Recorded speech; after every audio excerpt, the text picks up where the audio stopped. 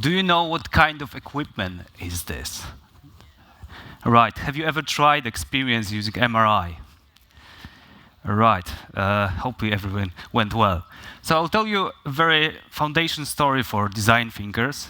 And there was a very successful designer and GE Healthcare. He called Doug Dietz. And over 2 years of very hard work of designing MRI, he finally, with his team, finished the product that cost over a couple millions of dollars.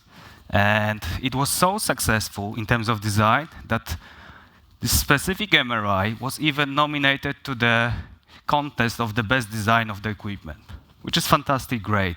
So Doug was asked to go to the hospital to observe how this MRI is used in the field. And he was very excited because he was very proud with his team to see this product in action.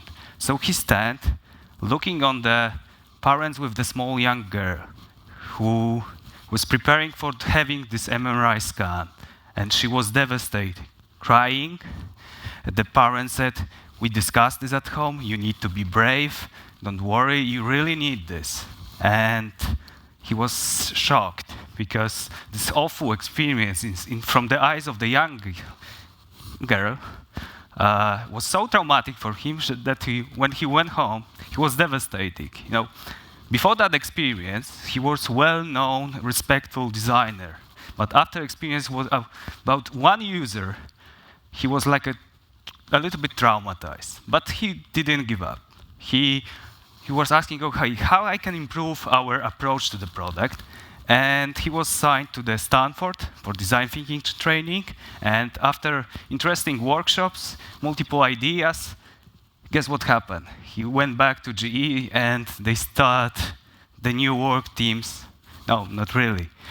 Because it's not so easy to convince people about thinking from different perspectives. So he started slowly discussing how can he actually more understand the users of that MRI. Not only people who bought that very expensive tool, but also users, so small children, their parents, pediatricians, people, doctors.